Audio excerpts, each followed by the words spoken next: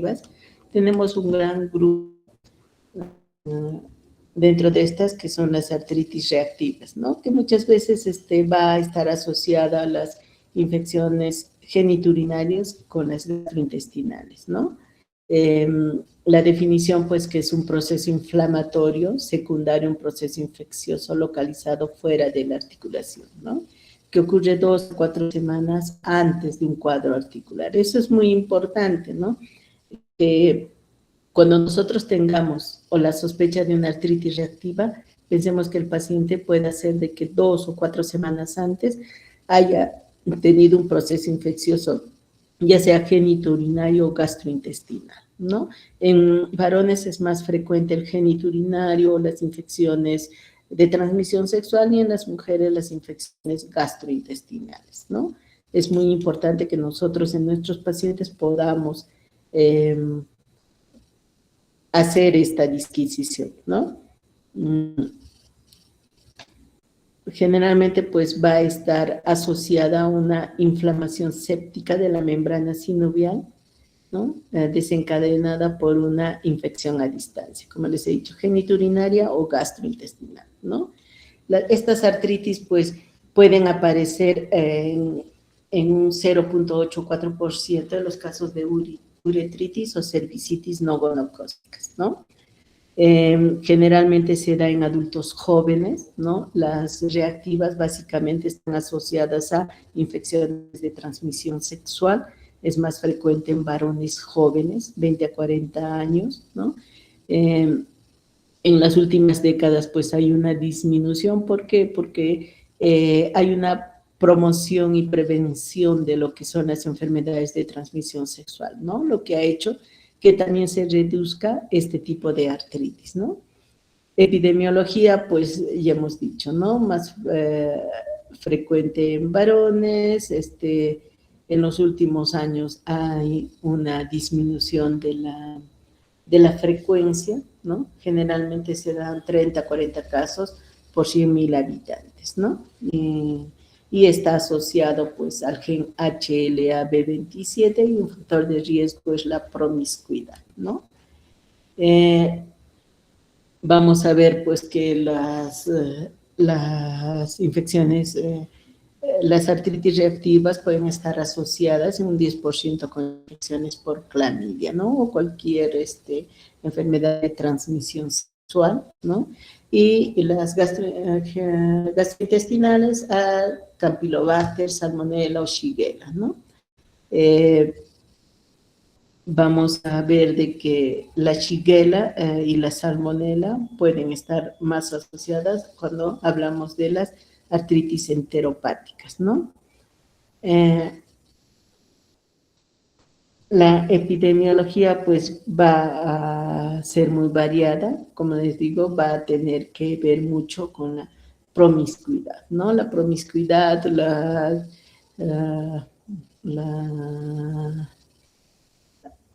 el inadecuado control que haya en lo que son las relaciones sexuales de riesgo, ¿no? Esto va a ser una de las causas frecuentes de que haya aparición de este tipo de artritis reactiva, ¿no? En la etiopatogenia, pues, vamos a ver que ya hemos dicho, la clamidia va a estar como primera germen asociado, ¿no? En las infecciones de transmisión sexual, ¿no? Y las gastrointestinales, la Salmonella, Yersinia, Shigella, ¿no? Bueno, vamos a ver, pues, de que clamidia es la más común en las infecciones genitourinarias, ya hemos dicho, Salmonella, Shigella en las gastrointestinales, ¿no? Y generalmente en estos pacientes, pues, siempre hay que buscar una infección de 2 a 4 semanas antes de aparecer el proceso inflamatorio a nivel de una articulación, ¿no? Generalmente, pues, vamos a ver de que este proceso inflamatorio que se da en la articulación no va a tener otra causa sino la infección previa, ¿no? Puede haber una deficiencia de la citoquina, especialmente el factor de necrosis tumoral alfa, el interferón gamma, ¿no? Y esto va a hacer pues de que haya una persistencia de lo que son las bacterias, ¿no? Y esto por ende va a llegar a producir un proceso inflamatorio a nivel de las articulaciones adyacentes, ¿no? A lo que es el proceso infeccioso, ¿no? Puede ser las sacroiliacas, pueden ser rodilla, ¿no? Entonces va a estar asociado, ¿no? Y tenemos todos los gérmenes que pueden producir este proceso infeccioso, ¿no? Las artritis postinfecciosas. El gen causante, el HLA-B27, ¿no? Va a haber una activación del factor nuclear kappa B, ¿no? Que va a producir una alteraciones a nivel de lo que es la respuesta del sistema inmune, que va a hacer de que haya una invasión de las células epiteliales intestinales, ya sea por salmonella o por otras bacterias, Shigella, Campylobacter, ¿no? Y estas pues van a producir un proceso inflamatorio, ¿no? Con la elevación de las citoquinas, las interleuquinas, y esto va a producir un daño sistémico a nivel de la articulación contigua, ¿no? Manifestaciones clínicas, puede haber antecedentes familiares, sobre todo en las artritis psoriásicas, ¿no? Enfermedad inflamatoria intestinal, ¿no? Sobre todo de madre a hija, ¿no?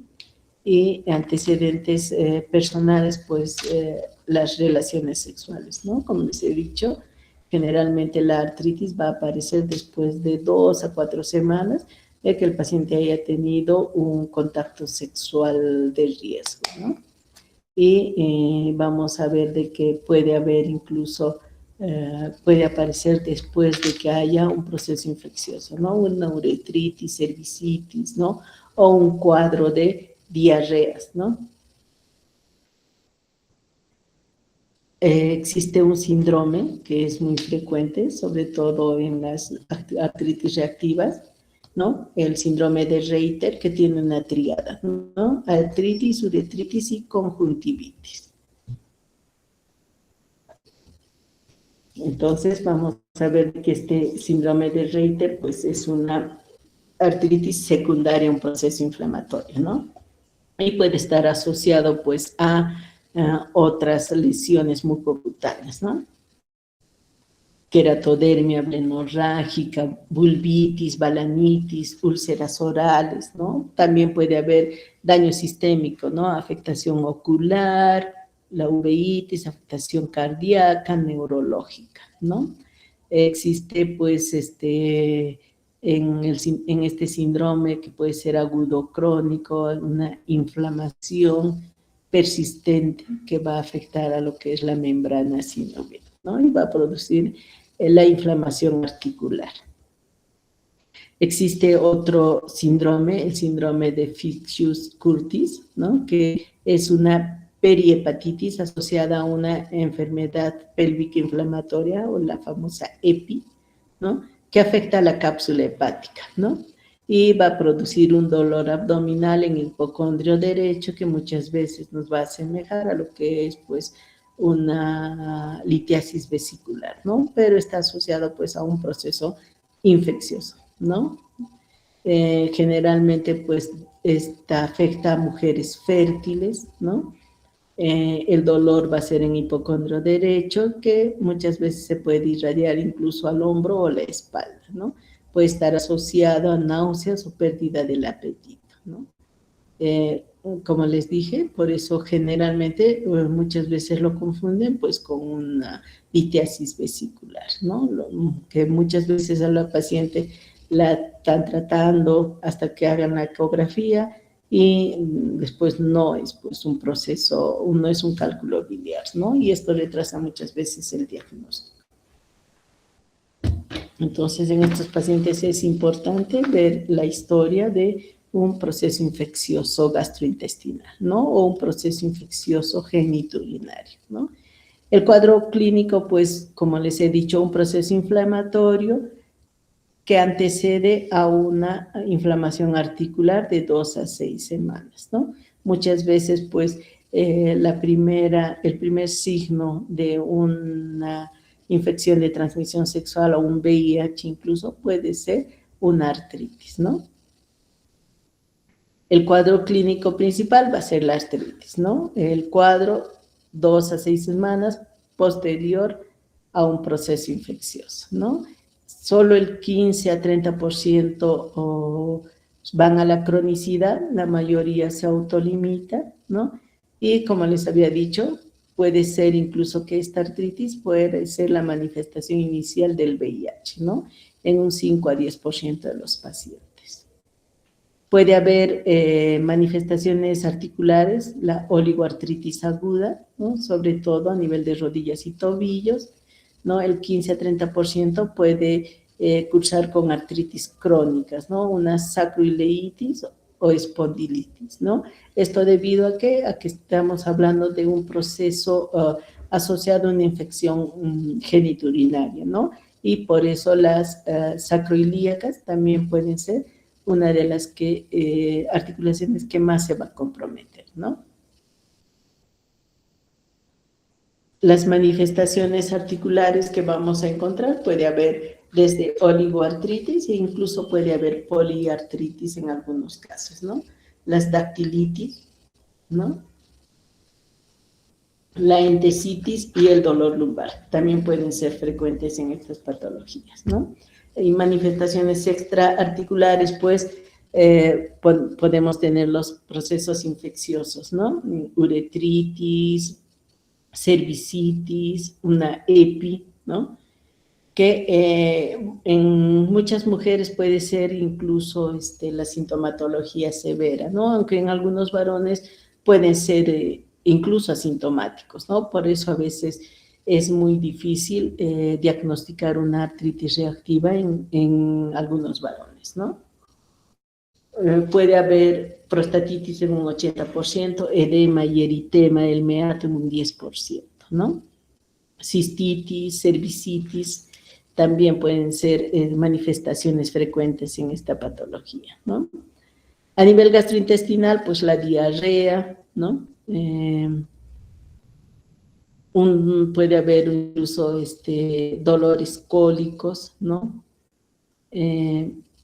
Puede incluso estar asociado a dolor lumbar, ¿no? Y las entesitis también pueden estar frecuentes en estos pacientes, ¿no? La afectación oftálmica también, ¿no? Puede haber incluso irritabilidad, enrojecimiento ocular, fotofobia, disminución de la agudeza visual. Muchas veces los pacientes, el primer síntoma que van a manifestar es esta disminución, ¿no? Cataratas, neuritis óptica, uveitis, ¿no? Infección por salmonela, shigella, yersinia son las más frecuentes, ¿no? Puede haber afectación cardíaca, ¿no? Puede haber pericarditis, miocarditis, incluso una insuficiencia aórtica. En casos severos, un bloqueo completo de tercer grado, ¿no? A nivel renal, proteinuria, microhematuria, una piuria séptica, ¿no? Que se puede ver hasta en el 50% de los pacientes, ¿no? Puede haber incluso una glomerulonefritis, hemoglobina A, amiloidosis en casos muy raros, ¿no? Pero sí puede aparecer. Y las manifestaciones dérmicas también pueden estar, ¿no? Puede haber distrofia ungueal, balanitis, vulvitis, ¿no? Una lengua geográfica, estomatitis, úlceras orales, ¿no? Estos cuadros pueden ser desde muy leves hasta muy severos. La uveitis anterior aguda es una de las manifestaciones más frecuentes cuando hay compromiso ocular y puede estar asociado a dolor ocular, fotofobia, lagrimeos, ¿no? Puede haber afectación renal, ya hemos dicho, con proteinurias o piurias asépticas, ¿no? las infecciones geniturinarias van a ser muy frecuentes, o los síntomas geniturinarios, ¿no? Otras manifestaciones, sobre todo en los varones, ¿no? Uretritis, orquiepididimitis, prostatitis aguda, ¿no? Inclusive puede haber infertilidad masculina, ¿no? Entonces, es muy importante en estos pacientes, pues, siempre buscar una artritis reactiva, ¿no? Y las infecciones urogenitales en las mujeres, pues cervicitis, un síndrome uretral, uretritis, un sangrado poscoital, ¿no? Un sputum intermenstrual, menorragia, bartolinitis, y lo más frecuente, una EPI, ¿no? Una enfermedad pélvica inflamatoria. Esta puede estar asociada a las manifestaciones constitucionales que habíamos visto, ¿no? Generales, pérdida de peso, fiebre, astenia, polineuritis, alteraciones a nivel de los pares craneales, ¿no? Puede haber, ¿no? Del segundo o tercer par, ¿no? Incluso en casos severos una meningoencefalitis. Y el diagnóstico, pues tengo que hacer, ¿no? La investigación de la infección genitourinaria o gastrointestinal, ¿no? Una prueba de ELISA, ¿no? O buscando el germen causante, ¿no? En el hemograma puede haber una anemia normocítica leve, una leucocitosis por el proceso infeccioso, ¿no?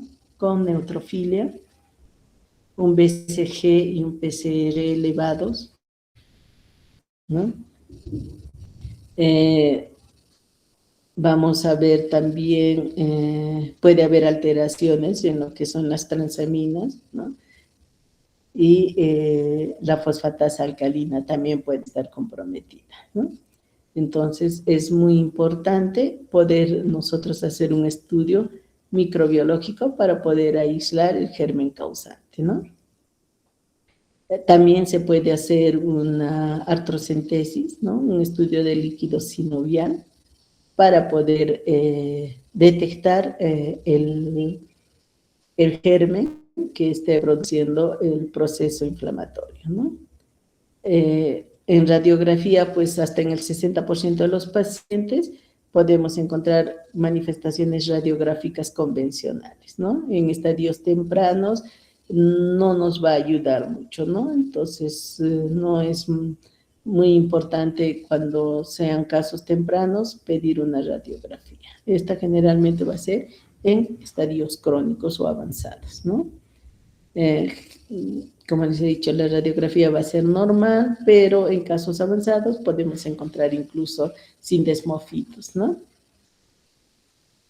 O la sacroileitis, ¿no?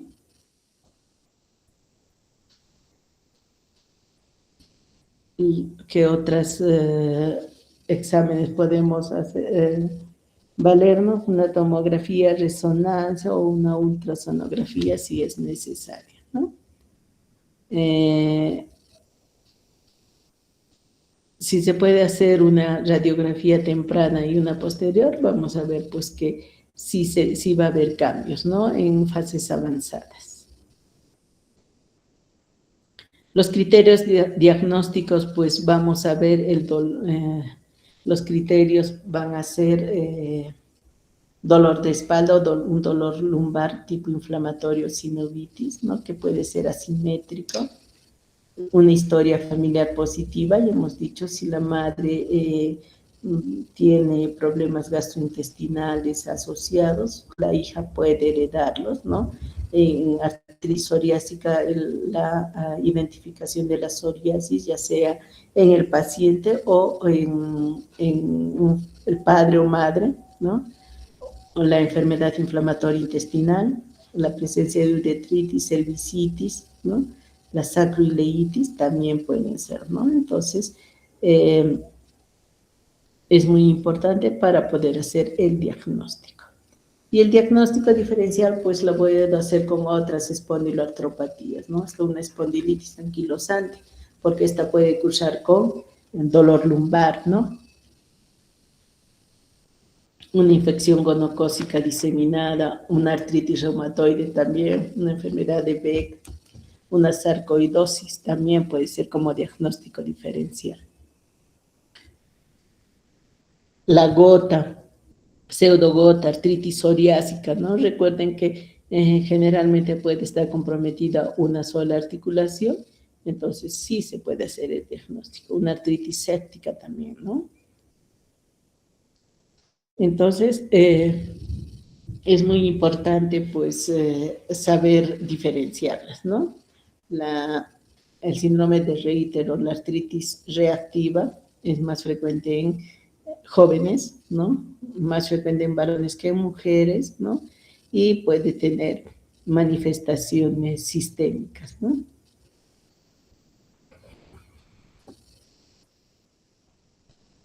Todos los exámenes que le vamos a pedir al paciente, pues va a ser desde identificación del patógeno que esté produciendo el proceso infeccioso y por ende el proceso inflamatorio o posterior, ¿no? Un hemograma, BCG, PCR que van a salir elevados, un perfil hepático donde vamos a tener alteraciones de las transaminasas, de la fosfatasa alcalina, inmunoglobulinas,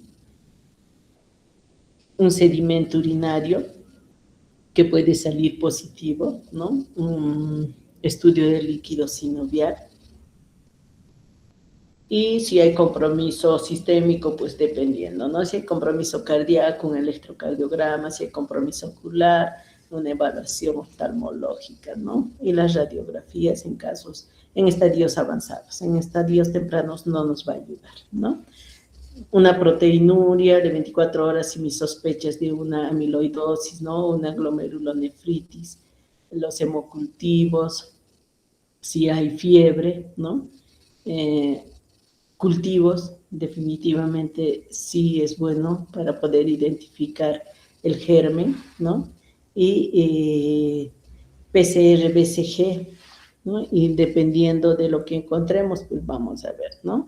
Radiografía, ecocardiograma, ecografía renal, dependiendo de los hallazgos que tengamos en nuestros pacientes. Y el tratamiento, pues, va a ser para los síntomas constitucionales, ¿no? Analgésicos o antiinflamatorios, ¿no? Para la infección genital, antibióticos, siempre tratar con antibióticos, ¿no? Es muy importante. Y la artritis, pues, asociada a antiinflamatorios, ¿no? El tratamiento de la artritis como tal responde bien a los AINES, ¿no? A los FAME también podemos utilizar, sobre todo la sulfasalacina. Para el compromiso axial y las lentecitas asociamos la terapia física, ¿no?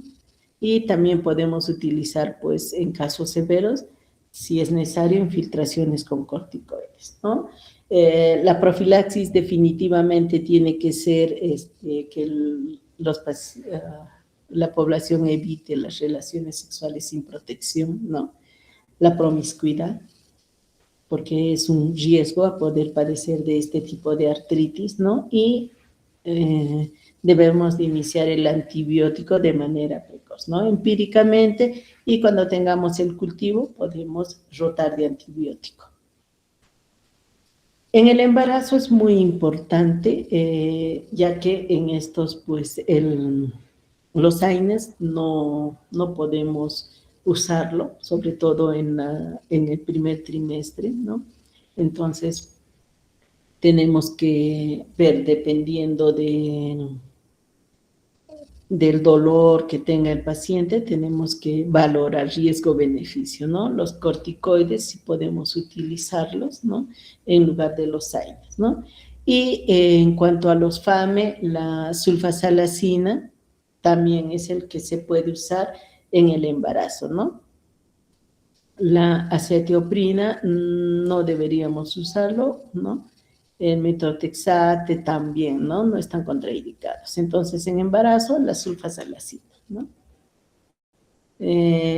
Podemos utilizar, pues, lo que son los antagonistas del factor de necrosis tumoral alfa, ¿no? Dependiendo, pero esto va a depender de las sintomatología y la cronicidad, ¿no? El pronóstico, pues, generalmente es bueno, dura menos de 6 meses, ¿no?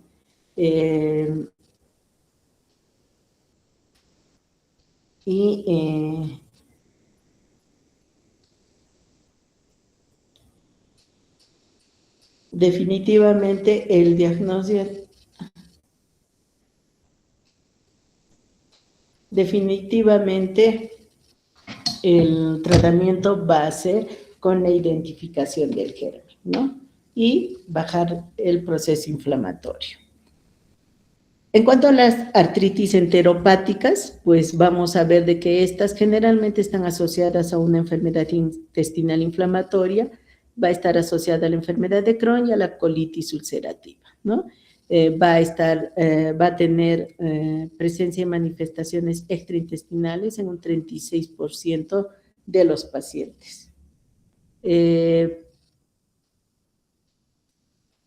Va a haber un compromiso de la mucosa intestinal, ¿no? Como medio de ingreso de los antígenos autoinmunes.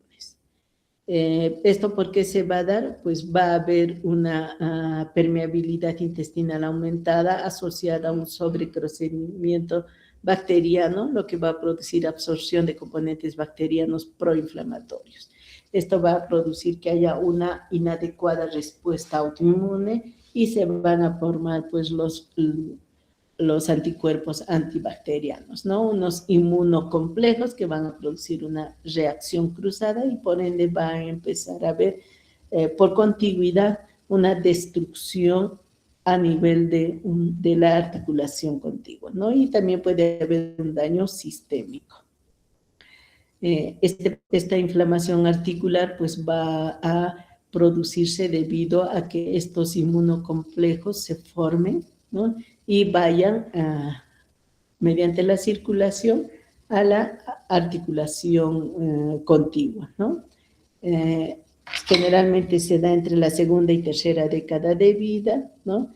Y su frecuencia es de 2.8 a 8 casos por 100.000 habitantes, ¿no? Es más frecuente en Norteamérica y Latinoamérica, ¿no? Tenemos que ver en estos pacientes, como habíamos dicho en las artritis reactivas, la historia familiar de la enfermedad, ¿no? Que la madre tenga una tendencia a una enfermedad inflamatoria crónica, ¿no? El tabaquismo también puede hacer de que se exacerben los síntomas o se produzca con mayor frecuencia, ¿no? Y está asociado pues a una sacroileitis radiográfica en casi el 65% de los pacientes, ¿no? Asociado a la HLA-B27, donde vamos a ver pues de que hay una activación de la respuesta inflamatoria, esto debido a que hay un incremento de la permeabilidad intestinal, ¿no? Y una mala respuesta a nivel de un proceso inflamatorio que va a formar estos famosos autoanticuerpos, ¿no? Y van a producir destrucción articular. Vamos a ver que estas artritis pues van a ser de 3 tipos, ¿no? Tipo 1, la periférica, 2, las espondiloartropatías propiamente dichas y la 3 asociada a daño sistémico, lesiones dérmicas, oftálmicas y del metabolismo óseo. La periférica, que son las más comunes, van a incluir lo que es la afectación a nivel de rodillas, muñecas, tobillos, codos, ¿no? Interfalángicas. El comienzo de la artritis va a ser súbito, en 24 horas máximo, y su patrón va a ser un patrón migratorio en un 50% de los casos, ¿no? Puede haber compromiso oligoarticular y poliarticular. Generalmente, cuando hay compromiso oligoarticular, los síntomas agudos son más agudos y autolimitados, ¿no? Casi estos pacientes, pues, se recuperan rápidamente, ¿no? En cambio, cuando es poliarticular, son síntomas más persistentes, ¿no? Y puede estar asociado a una uveitis, ¿no? Un compromiso sistémico. Y hemos visto que la espondilitis anquilosante está asociada a compromiso axial o vertebral y las aisladas generalmente son asintomáticas y son más frecuentes en mujeres, ¿no? El diagnóstico, pues laboratorialmente no existe ningún, ningún examen que nos ayude, ¿no? Solamente si hacemos un estudio de líquido sinovial vamos a ver características inflamatorias, ¿no? Es una artritis no erosiva. En la radiografía no nos va a ayudar porque solamente en estadios avanzados vamos a ver compromiso. Generalmente no va a haber alteraciones radiográficas, ¿no? Entonces no van a ser de mucha ayuda las imágenes, ¿no? Y el tratamiento, pues básicamente van a ser los AINES, ¿no? El naproxeno, ibuprofeno, que tienen buena eficacia en estos pacientes, pero también podemos utilizar los inhibidores de la COX-2, ¿no? Corticoides también los podemos utilizar siempre y cuando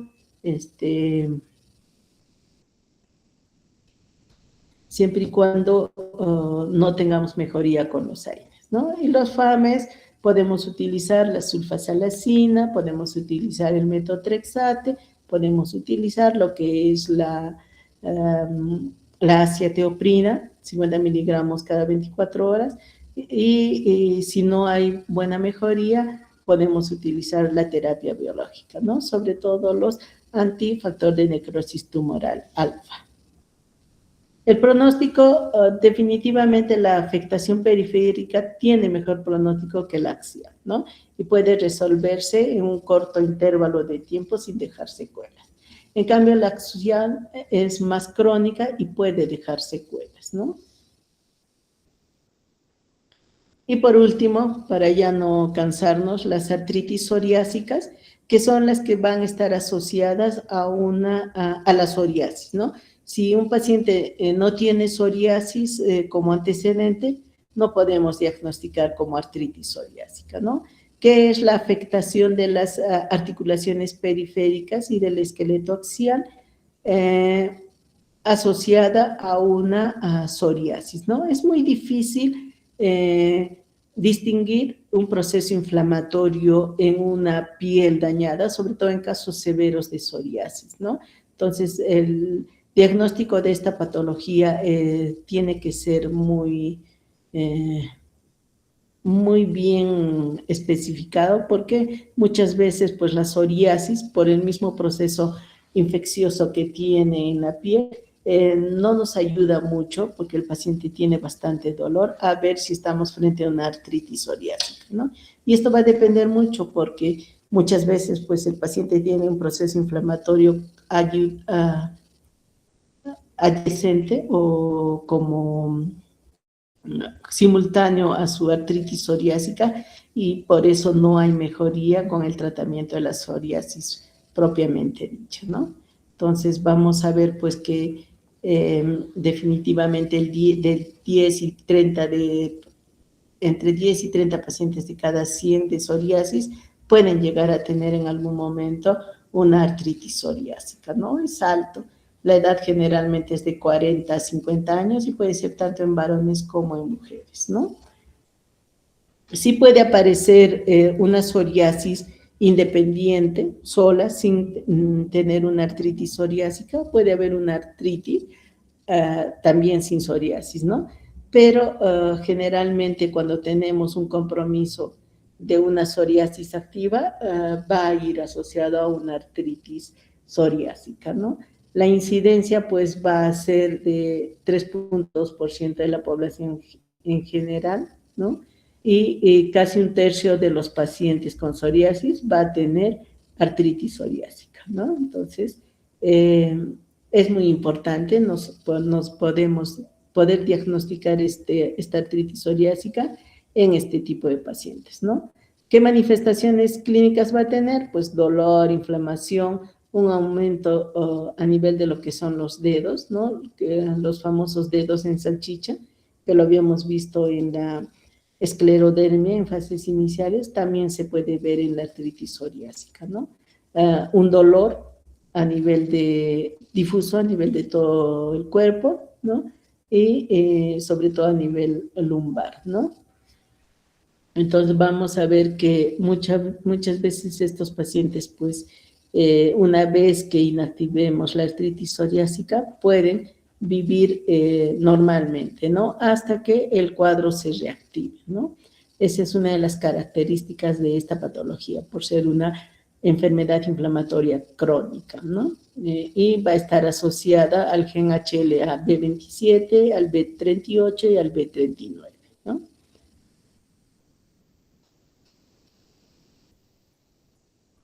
Hay factores ambientales que pueden asociar o pueden incrementar el riesgo de hacer un proceso inflamatorio crónico, ¿no?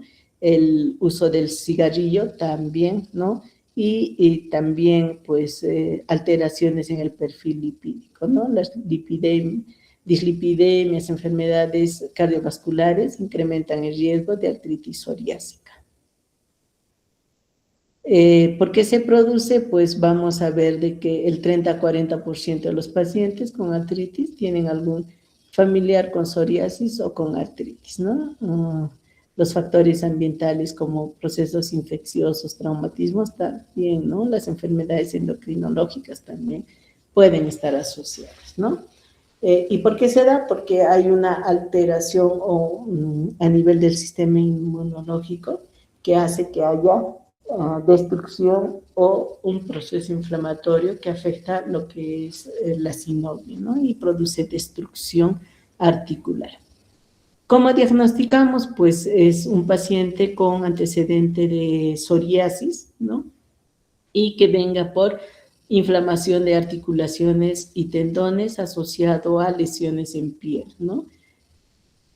¿Qué podemos pedir? Radiografía, resonancia, tomografía, dependiendo. Una radiografía en estadios iniciales no nos va a ayudar mucho, pero en estadios ya más crónicos sí nos puede dar afectación a nivel de las articulaciones, ¿no? Deformaciones incluso, ¿no? A nivel de lo que es análisis de sangre, podemos pedir un hemograma donde podemos ver una anemia, los reactantes de fase aguda, BCG, PCR, que van a estar elevados, ¿no? Y para confirmar la psoriasis, pues una biopsia de piel, ¿no? Si tenemos una articulación inflamada, un estudio de líquido sinovial es vital para poder descartar otra patología, ¿no? Ya sea una artritis séptica, ya sea una gota, una TB inclusive, porque estamos hablando de pacientes inmunosuprimidos, ¿no? Es muy importante cuando nosotros sospechemos de artritis psoriásica en un paciente, iniciar lo que es aparte de los antiinflamatorios, los FAME, ¿no? ¿Por qué? Porque esto va a hacer de que mejore los signos y síntomas del paciente, la capacidad funcional y la calidad de vida, ¿no? La terapia biológica se va a considerar siempre y cuando no haya buena respuesta con los FAME, ¿no? Porque se ha visto que esta tiene mejor respuesta que los FAME. Y generalmente pues vamos a ver de que estos solamente lo podemos utilizar siempre y cuando pues los pacientes no tengan buena respuesta a los FAMES convencionales, ¿no? Metrotexate, sulfasalacina también se puede utilizar en este tipo de pacientes, sobre todo el metrotexate si tenemos artralgias, ¿no? Los FAME tradicionales, pues como ya hemos dicho, metrotexate, leflunomida, son de primera línea, ¿no? Debido a que estos pacientes vienen con dolores articulares muy intensos, el metotrexate es de elección, ¿no? ¿Qué más podemos decir? Solamente si tenemos pacientes que son refractarios al uso de AINES, podemos utilizar lo que es corticoides o bien el uso de terapia biológica, ¿no? Si nosotros para hacer el diagnóstico y el manejo de estos pacientes tiene que ser multidisciplinario, ¿no? Dermatólogos y reumatólogos, debido a que se tiene que tratar ambas patologías, tanto la psoriasis como la artritis, para poder hacer un adecuado control de nuestros pacientes.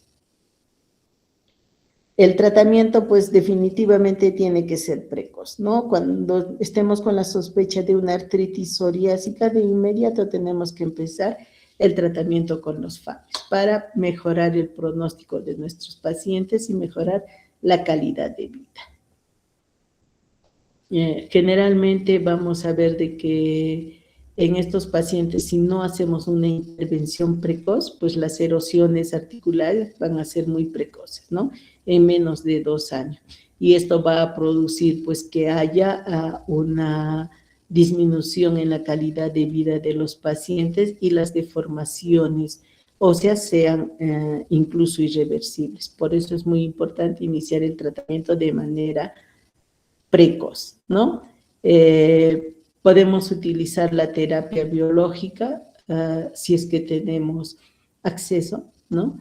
Sobre todo para evitar de que pues haya daño sistémico, ¿no? La dactilitis, uveitis van a ser complicaciones muy frecuentes en estas patologías, ¿no? ¿Qué nos recomiendan las guías? Que la terapia biológica tiene que tener, es mejor, ¿no? Que los FAMES convencionales, ¿no? Entonces, definitivamente, si tenemos casos de artritis psoriásicas, sobre todo severas, debemos obviar el uso de los FAME convencionales y ya iniciar lo que es la terapia biológica de inmediato, ¿no? ¿Esto por qué? Porque va a haber un daño irreversible si no actuamos de manera precoz.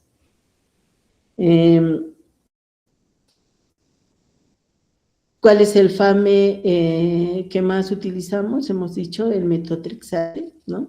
Entre los convencionales va a ser el que más se va a usar, porque es con el que vamos a tener mejores resultados, ¿no? Porque va a haber la afección articular va a disminuir y el riesgo a que haya deformaciones irreversibles va a ser alto, ¿no? Por eso es muy importante usarlo, ¿no?